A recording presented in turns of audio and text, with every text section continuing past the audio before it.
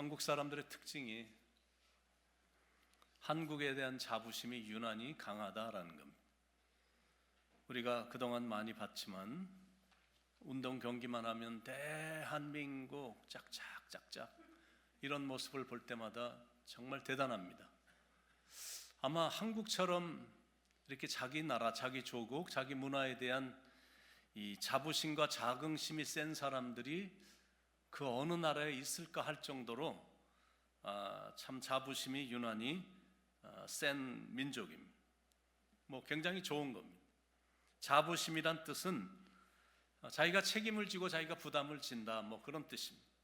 그러니까 이제 자부심이 강한 건 좋은 겁니다. 내가 모자이크 교회를 다니면서 모자이크 교회 성도, 모자이크 교회의 교인이 됐다라는 자부심이 있다는 건 그런 의미에서 굉장히 좋은 거죠. 특히 또 해병대를 보면 자부심이 대단하다라고 생각됩니다. 육군도 있고 해군도 있고 공군도 있고 다 있는데 유독 해병대가 해병대로서의 자부심이 굉장히 셉니다. 그들의 슬로건을 봐더라도 이게 보통 자부심을 가진 군인들이 아니구나라고 느껴질 정도입니다. 귀신도 때려잡는 해병대, 한 번 해병은 영원한 해병, 무적 해병, 안 되면 될 때까지 이런 어떤 슬로건들이 있잖아요. 그만큼 자부심, 자긍심이 센 겁니다. 그러니까 이렇게 자부심이 강한 것은 좋은 것이다라는 거죠. 특히 우리가 한국인이라는 것, 그리고 하나님의 자녀들인 크리스찬이 됐다라는 것에 대한 자부심이 있다라는 건 좋은 겁니다. 그런데 이제 자존심이 센 거는 좀 문제가 있습니다. 왜냐하면 자존심이라는 건 일반적으로 타인과 자기 자신을 비교하는 상황에서 사용되는 것이기 때문에 그렇습니다. 물론 좋게 우리가 말한다면 자존심, 이것도 남에게 굽히지 않고 자기의 품위를 지키는 것이다. 그러니까 자존심이 좋게 생각하면 그렇게 나쁠 건 없지만, 근데 일반적으로 대체적으로 보면 자존심이라는 거는 남들 앞에서 은근히 자기의 우월감을 내세우는 거거든. 그러니까 사람들 앞에서 공개적으로 이렇게 체면이 깎이는 일을 당했거나 아니면 자존심이 심하게 상해졌다라고 느껴지면 거친 행동도 거침없이 나오는 거거든. 그런데 자부심, 자존심 중가운데 이 자신감이라는 것도 있거든요. 자신감이 넘치는 사람들이 주위에 종종 있잖아요. 그것도 좋은 겁니다. 그런데 그것 플러스 자존감, 이 자부심이 이제 굳게 서야 된다라는 거죠. 근데 그러기 위해서는 좋은 습관들이 계속 만들어져 가고 이렇게 형성되어야 자부심이 이렇게 딱 자리가 잡히게 되는 거거든요. 자부심과 자존심에는 실은 큰 차이가 있습니다. 자부심은 자신이 유독 대단한 사람이라고 자랑하거나 그렇게 나타내지 않거든요. 그냥 혼자만의 뿌듯함만을 간직하며 삽니다. 그러니까 자부심이 있는 사람은 다른 사람들로부터도 그렇게 나쁘게 안 좋게 평가를 받지도 않지만, 혹시 다른 사람들이 부정적으로 평가를 하고 비판을 한다 할지라도 그런 말에 흔들리거나 좌우되지 않는다는 거예요. 근데 반면에 자존심은 자기를 이렇게 내세우는 거니까 다른 사람들이 안 좋게 평가라도 하면 그 순간 무너져 내리거든요. 그리고 어려운 상황을 만나면 자존심이 강한 사람들은 이렇게 쉽게 낙심을 합니다. 그런데 자부심이 강한 사람은 어려운 상황을 만나도 그렇게 크게 낙심하지 않습니다. 왜냐하면 속으로는 엄청난 뚝심이 있는데 그냥 겉으로만 따뜻하고 부드럽기 때문이에요. 그래서 자존심이 강한 사람이 아니라 자부심이 강한 사람이 되어야 된다는 거죠. 여러분들이 잘 아시는 이솝 우화에 나오는 그 이야기 중에 갈대와 떡갈나무 이야기, 아마 이런 얘기 어렸을 때 많이 들으셨을 그런 이야기입니다. 나무는 이렇게 갈대만 보면 맨날 비웃었거든. 야, 이 바보야, 너는 어떻게 바람 앞에서도 그렇게 굽실거리냐? 나 좀 봐, 나처럼 이렇게 꼿꼿이 서봐. 이렇게 만나면 맨날 그랬거든. 근데 그런 어느 날 태풍이 불자 나무는 뿌리채 뽑혔지만 갈대는 바람 속에서 노래를 불렀다라는 이야기 우리가 많이 들었습니다. 무슨 교훈이냐면 온유하고 따뜻하고 부드러운 것이 진짜 강한 것이다라는 겁니다. 그리고 우리가 잘 아는 이솝 이야기 중에 해와 바람의 이야기도 똑같은 의미입니다. 힘이 세다고 힘으로 모든 걸 해결하려고 하면 결과가 안 좋다라는 메시지가 담겨 있죠. 그래서 이제 자존심이 강한 사람이 되지 말고 너무 막 그냥 자신감만 넘치는 사람 말고 오히려 이렇게 자부심이 강한 사람이 되라라는 것입니다. 성경에 보면 자존심만 강해서 망한 사람들이 좀 꽤 등장을 합니다. 사사기 8장에 보면 이스라엘의 12지파 중에 자존심이 유독 강한 에브라임 지파가 나옵니다. 기드온이 이제 미디안과의 전쟁에 이제 출전하기에 앞서서 이렇게 다 광고를 했는데 뭐 별로 사람들이 나오질 않았어요.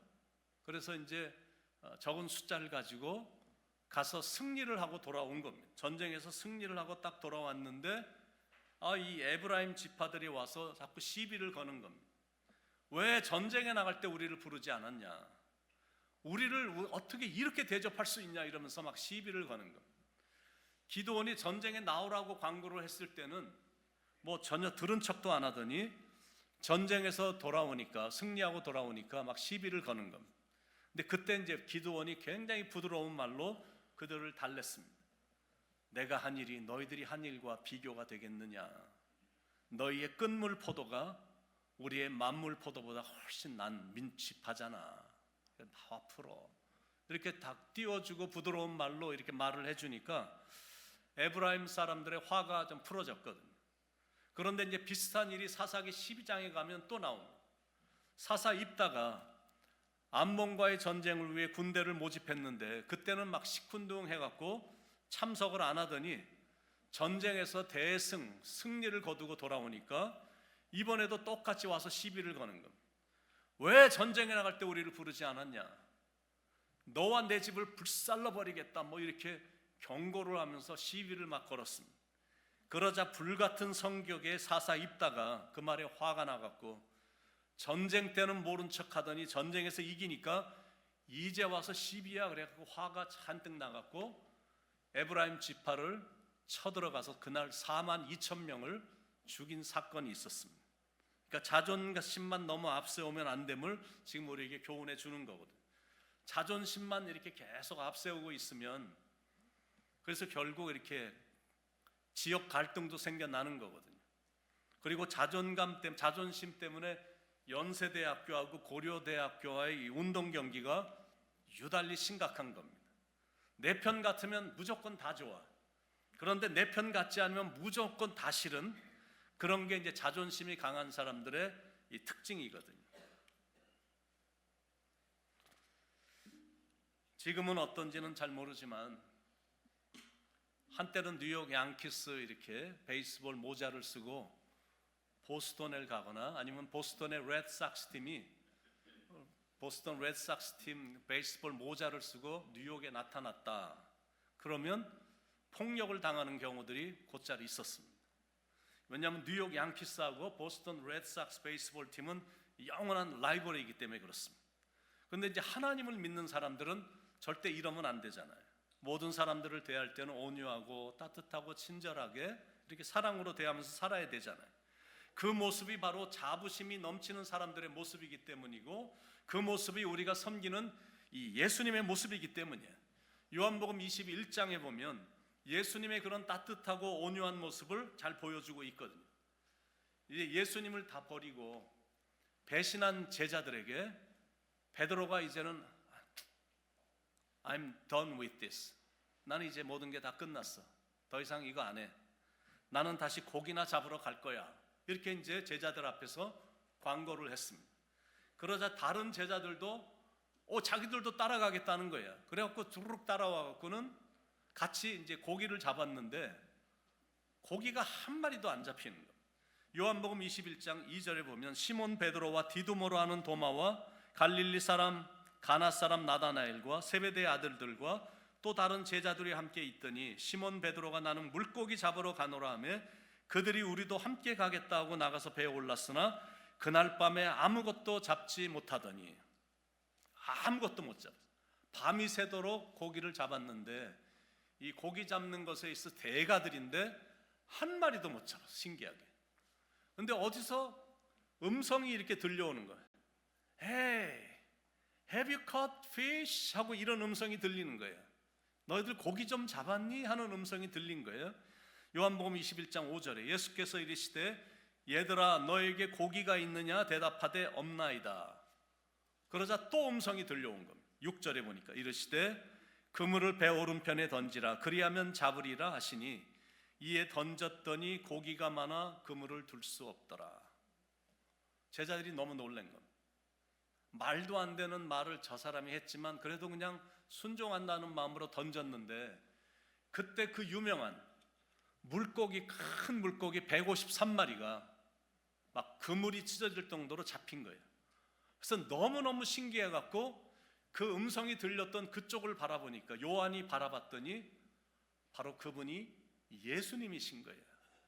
그래서 너무나 놀랍고 반가워서 그냥 감격 속에 주님이시다라고 이제 소리를 친 거예요. 그랬더니 성격이 급한 베드로가 배에서 그냥 뛰어내린 겁니다. It's Jesus 하고 소리를 치니까 he jumped out and swam to land because he knows that it is Jesus. 그분이 예수님이신 것을 받기도 했고 예수님이시다고 그랬더니 막 감격이 돼갖고 베드로가 그냥 물속으로 막 뛰어서 그 육지 쪽으로 달려간 거예요.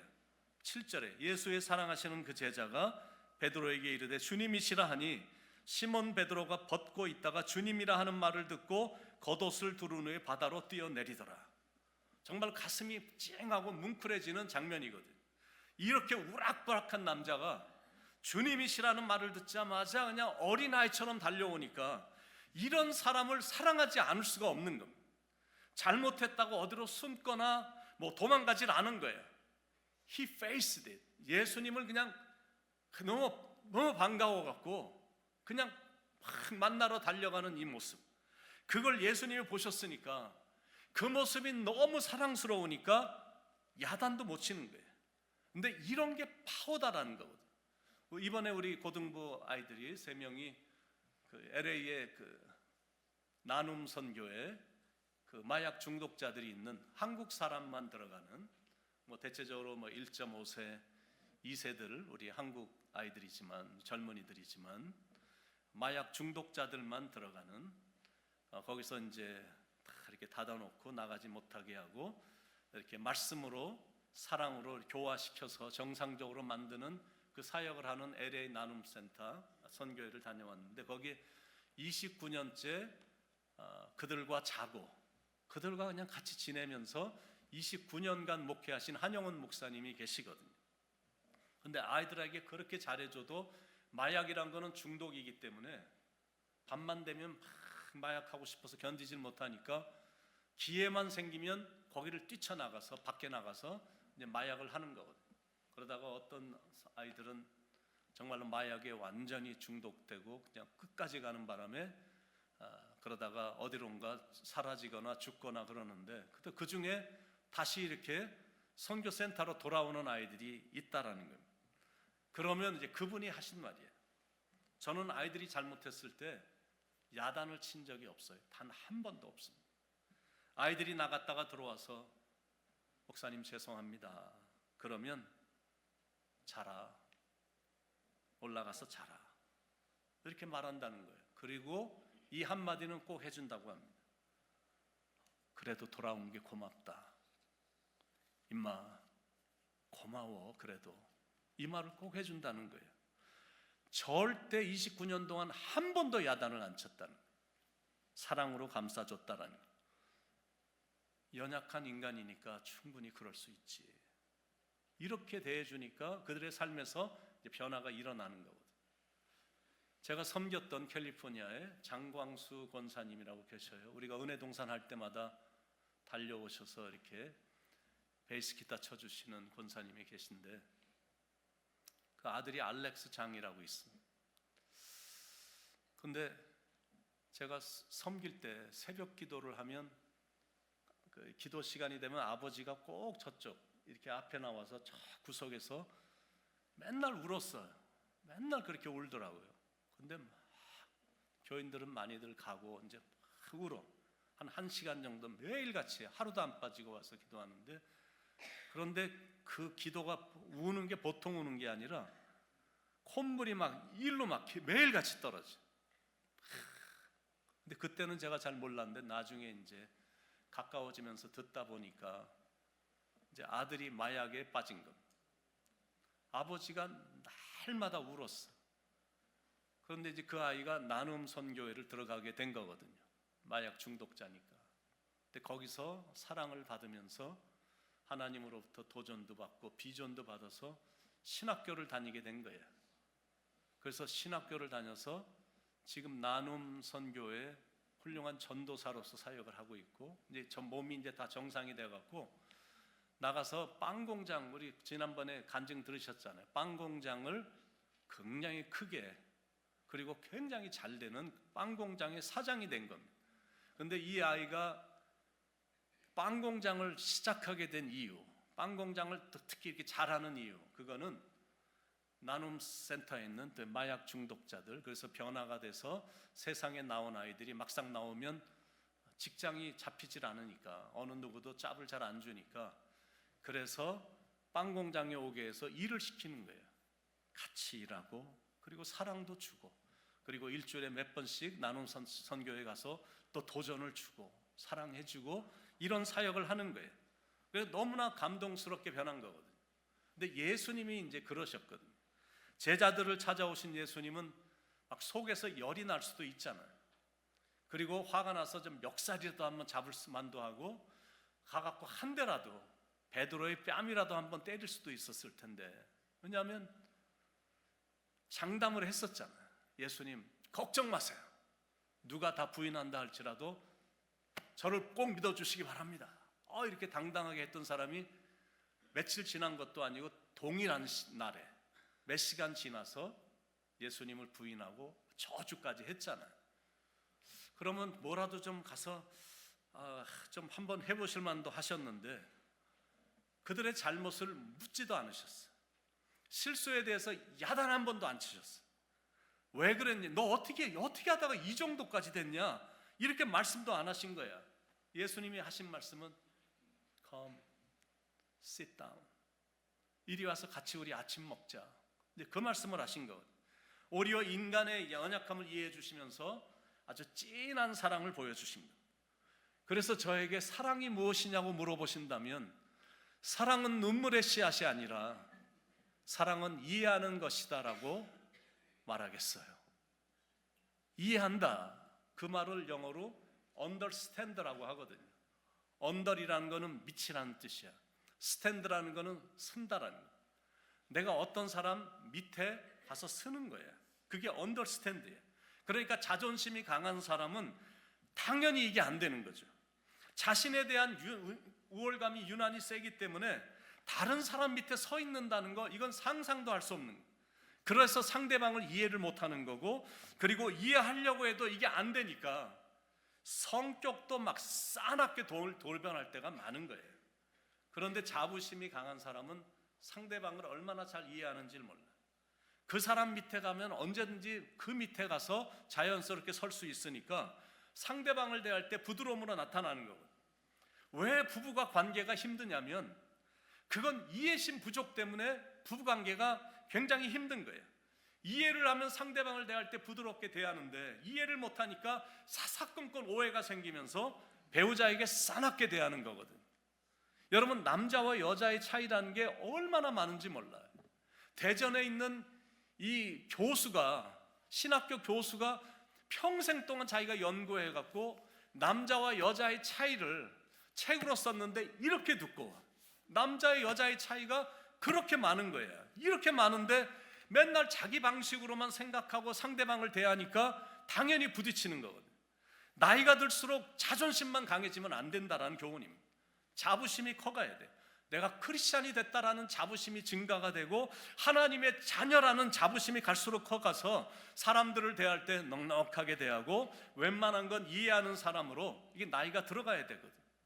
바램이라는 노래에 나오는 가사처럼 우리는 늙어가는 것이 아니라 조금씩 익어가는, 영적으로 말하면 성숙한 모습이 이렇게 묻어져 나와야 된다라는 거예요.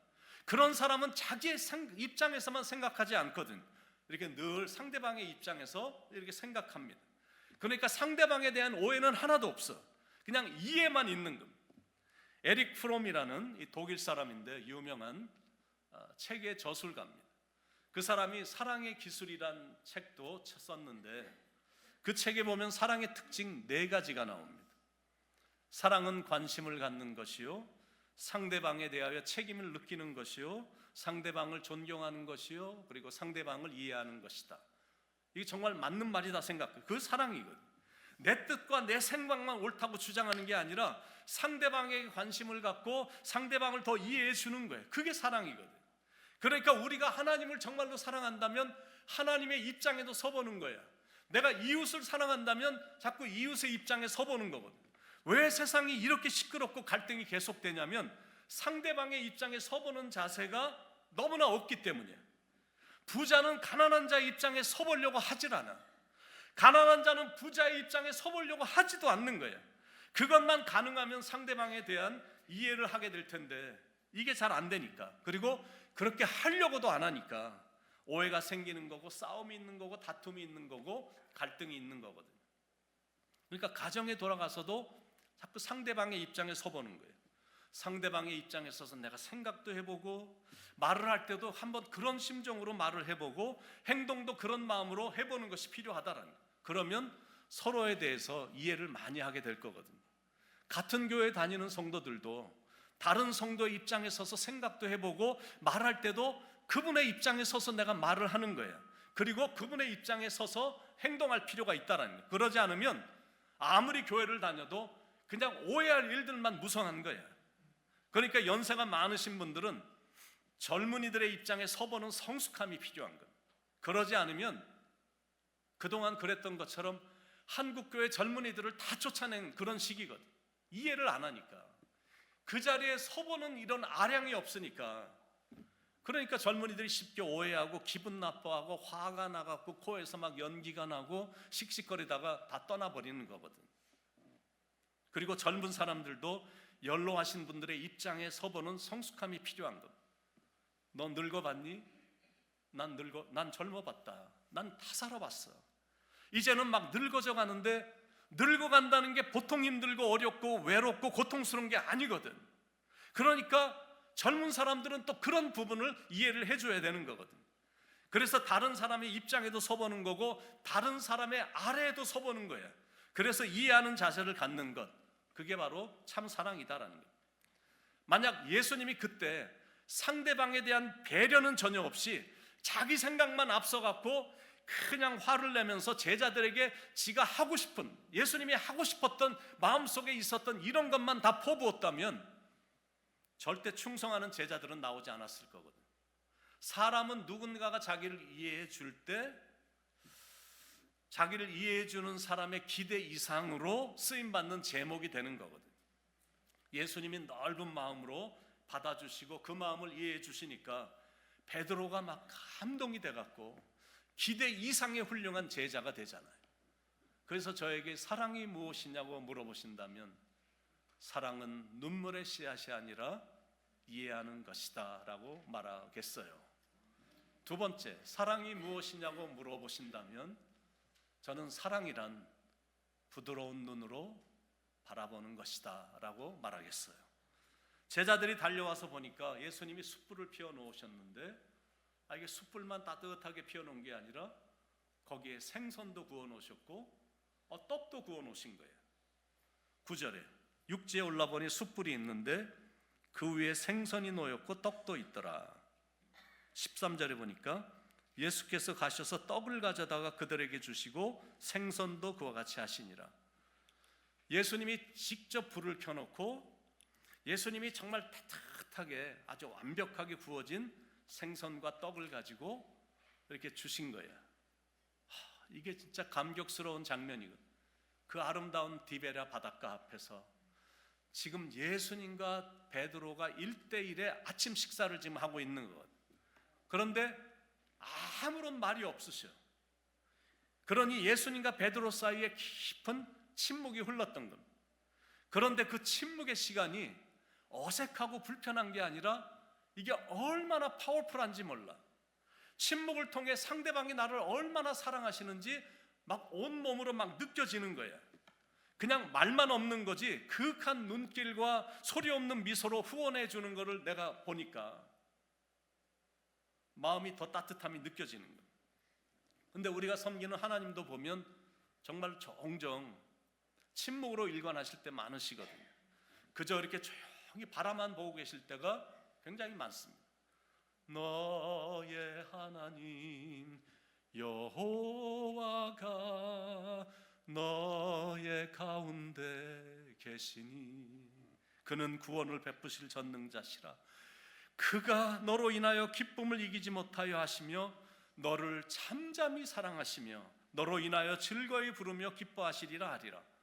마음속으로는 기뻐 막 너무 좋아하시는데 그냥 내가 너무 기쁘고 내가 너를 사랑한다라는 것을 그냥 잠잠히, 말씀은 별로 없으시고 부드러운 눈으로 잠잠히 바라만 보고 계신 하나님 사랑의 눈으로 너를 어느 때나 바라보시고 하나님 인자한 귀로서 언제나 귀 기울여 들어주시니 참 사랑이란 어떨 땐 이렇게 조용히 펼쳐질 때가 있다는 것.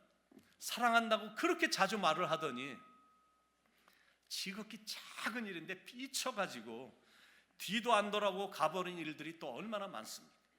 사랑한다고 노다지 말은 해놓고 몰래 뒤에서 이상한 일 저지르는 일도 많잖아요. 진짜 사랑은 절대 그러지 않는다라는 거예요. 진짜 사랑은 때때로 잠잠히 그러나 꾸준히 곁에 있으면서 후원하고 지켜주는 거거든요. 물론 미국적인 사랑이란 당연히 사랑을 이렇게 밖으로 표현하는 게 정상적이죠. 그런데 어떨 때는 침묵 속에서도 깊은 사랑을 전달할 수가 있거든요. 근데 예수님이 그러셨어요. 깊은 정적과 같은 침묵 속에서도 베드로를 부드러운 눈으로 바라보시는 거예요. 그 사랑의 눈빛이 베드로의 마음을 완전히 사로잡은 것. 이런 깊고 오묘한 사랑을 느꼈기 때문에 베드로의 삶이 그날 이후로 완전히 바뀌어진 겁니다. 그래서 사랑이 무엇냐고 물으신다면 사랑은 눈물의 씨앗이 아니라 이해하는 것입니다 라고 말하겠고, 사랑이 무엇이냐고 물으신다면 사랑이란 부드러운 눈으로 바라보는 것입니다 이렇게 말을 하겠고, 마지막으로 사랑이 무엇이냐 물으신다면 사랑은 끝까지 가는 것이다 라고 말하겠어요. 예수님의 사랑은 끝까지 한결같이 변함없이 하는 사랑이었거든. 배신하고 도망간 제자들인데도 끝까지 기다리며 사랑해 주셨거든. 이런 게 참 사랑입니다. 제자들이 그런 사랑을 받았기 때문에 자기들을 사랑하시는 예수님을 위해서 자기들의 생명까지 내어놓을 각오를 한 거야. 그리고 실제로 자기 생명을 드린 겁니다. 요한의 아들 시몬아, 네가 이 세상 사람들보다 나를 더 사랑하느냐? Yes, Lord, I love you. 그러면요, 제가 주님을 정말 사랑하죠. 주님의 사랑을 온몸으로 느꼈기 때문에 자기도 사랑한다는 고백이 가능했던 겁니다. 그럼요, 제가 주님을 정말 사랑하죠. 제가 얼마나 주님을 사랑하는데요. 실수를 그렇게 많이 했는데도 받아주시고, 부족한데도 품어주시고, 모자른 저를 이해해 주시고, 여전히 사랑하는데 당연히 저도 주님 정말 사랑하죠. 베드로는 그날의 감격을 잊을 수가 없어서 자기의 남은 삶을 주님을 위해 기꺼이 드린 겁니다. 배와 그물도 다 던져버렸어. 그리고 예수님의 피 묻은 복음을 평생 전하며 살았고 죽을 때까지 충성을 다하다가 이 땅을 떠난 것. 사랑을 받으면 사랑하게 돼요. 사랑을 많이 받으면 더 많이 사랑하게 되고, 자기를 죽도록 사랑해주면 그 사람을 위한 희생도 충분히 가능하다라는 거예요. 베드로는 자기가 말한 약속을 지켰어요. 그리고 행동으로 주님을 사랑함을 증명해 보였습니다. 18절에 보면 내가 진실로 진실로 내게 이르노니 내가 젊어서는 스스로 띠띠고 원하는 곳으로 다녔거니와 늙어서는 내 팔을 벌리니 남이 내게 띠띠고 원하지 아니하는 곳으로 데려가리라. When you were young, 네가 젊었을 때는 you went where you wanted to go. 네가 젊었을 때 네가 원하는 대로 어디든 다 갔었지. You did what you wanted to do. 그리고 너는 네가 하고 싶은 거 네가 젊었을 땐 다 했었지. But when you get older, 네가 이제 늙어서는 somebody's gonna lead you where you don't wanna go. 네가 원치 않는 곳을 이제 나이가 들면 가게 될 거다. 예수님이 지금 이제 예언을 하시는 겁니다. 복음 때문에 네가 원치 않는 곳으로 끌려다닐 텐데 지금 이 말씀을 해주시는 거거든요. 19절에 이 말씀을 하시면 베드로가 어떠한 죽음으로 하나님께 영광을 돌릴 것을 가리키심이라. 이 말씀을 하시고 베드로에게 이르시되 나를 따르라 하시니 요한의 아들 시몬아 그러다가 죽게 될 텐데 그래도 하겠니? 그래도 이 길을 가겠니? 그러자 베드로는 가겠습니다라고 약속을 하고 후에는 예수님을 정말로 사랑한다는 증명으로 순교를 했거든. 사랑하는 여러분, 예수님은 우리도 사랑하십니다. 아니 죽도록 사랑하십니다. 믿으십니까? 이 말씀이 믿어지십니까? 그렇다면 나를 사랑하시는 주님을 위해 나는 어떤 인생을 살 것인가? 내가 주님을 위해 정말 어떤 꿈을 갖고 살 것인가? 그분을 위한 꿈이 있다면 그건 정말 사랑한다는 증거거든. 베드로는 늘 자기 멋대로 자기가 원하는 대로 꿈을 이루려고 몸부림을 쳤었거든. 근데 이제는 다 바뀌었어. 자기 꿈이 아니라 하나님의 꿈을 꾸는 사람으로 바뀌었거든. 인생의 전반전은 자기의 꿈을 이루려고 몸부림을 쳤고 인생의 후반전은 하나님의 꿈을 이루는 사람으로 바뀌었거든. 어떻게 이런 사람으로 전환이 됐을까? 그건 주님에 대한 사랑이 진짜 사랑으로 아가페 사랑으로 바뀌었기 때문이에요. 그러니까 주님을 사랑하면 그런 사람으로 바뀐다라는 겁니다. 주님을 사랑하면 하나님의 꿈을 꾸는 사람이 되는 거예요. 그러니까 이제는 내 사랑이 그냥 감정적으로 끝나는 사랑이 아니야. 이모션으로 끝나는 사랑이 아니다라는. 주여, I'm fond of you, you know that, 다리나 떨면서 I'm fond of you. 제가 주님 좋아하잖아요. I'm affectionate for you. 이 정도의 사랑이 아니다라는 거야. 반드시 헌신으로 이어지는 거야. 이모션을 했다가 이제는 디보션한 그런 사랑으로 바뀌는 거예요. How much are you devoted to me? 너는 얼마나 나에게 헌신할 수 있느냐? How much do you love me? 너는 얼마나 나를 사랑하느냐? 그 질문에 대한 고백. 사랑합니다, 나의 예수님. 사랑합니다, 아주 많이요. 이 고백이 되는 거잖아. 이 고백이 진실하고 그래서 헌신과 희생을 각오한다면 진짜 you can help yourself. 어떻게 할 수가 없는 거야. 내가 아내를 정말로 사랑하면, 자녀를 정말로 사랑하면 어떤 거라도 다 해주잖아요. 그건 진실로 사랑하기 때문에 그렇습니다. 내가 교회를 사랑한다면 if you are devoted to the church, 여러분이 교회를 정말로 교회에 대한 사랑이 깊다면 그리고 헌신을 각오한다면 주님을 사랑한다면 다르게 나오는 거예요. 행동이 다르게 나오는 거거든요. 베드로도 부족한 겉투성이었는데 예수님의 사랑을 경험하면서 예수님으로부터 Do you love me more than this? 이 세상의 그 어떤 것보다 어떤 사람보다 나를 사랑하느냐라는 질문을 받으면서 Peter went through a readjustment process. 지금 자기의 인생을 지금 재점검을 해보는 겁니다. Sometimes all that we hope for our lives, 우리가 내 인생을 위해서 내가 맨날 이렇게 꿈꿔왔던 거 있었을 거거든요. May never turn out the way that we have planned. 우리가 계획한 대로 내가 맨날 계획하고 이루길 원했던 것이 내가 원하는 대로 되지 않았던 것, 이런 것들이 우리의 삶에서 많이 나타날 수 있었잖아요. 자, 그렇다고 해서 군중들처럼 제자들처럼 주님을 버리거나 믿음을 버릴 수는 없잖아요. 선택된 사람들인데 선택된 사람들이 또다시 세상에 들어가서 에라 모르겠다, 난 주님의 일이고 뭐고 끝났어, 그냥 고기나 잡는 일, 그렇게 할 수 없지 않냐는. 그리고 그런 마음으로 해봤자야 밤이 새도록 그물을 내려도 신기할 정도야. 평생을 고기를 잡았던 사람들이 다 아는데 한 마리도 안 잡힌다는 게 말이 안 되잖아. 근데 이런 마음으로 난 끝났어, 주님하고는 난 끝났어, 그냥 나는 그냥 옛날 일이나 하면서 살 거야. 그래봤자 한 마리도 못 잡는 메마른 삶만 결국 지속되는 거거든. 그렇게 메마른 인생을 살다가 결국 빈손으로 이 세상을 떠나게 되는 거예요. 그런데 우리는 그럴 수는 없잖아. 영원한 왕이신 예수님을 사랑하며 하나님의 일에 있어서 내 삶의 우선순위를 두고 잠시 있다가 없어질 이 세상 일에 연연하지 않고 영원한 걸 위해 살아야 된다는 거예요. 그렇게 사랑하며 헌신하며 주님의 일에 헌신하고 희생하며 살다 보면 someday we'll live and reign with Him for all eternity. 영원히 이제는 언젠가 그날이 되면 주님과 함께 천국에서 영원히 왕노릇하며 사는 날이 오게 될 것이다라는 겁니다. 그래서 제가 진실한 마음으로 기도하는 거예요. 여러분들이 베드로의 고백처럼 주님, 제가 주님을 정말 사랑합니다라는 고백이 여러분의 입에서 나오기를 정말로 기도하고 바랍니다.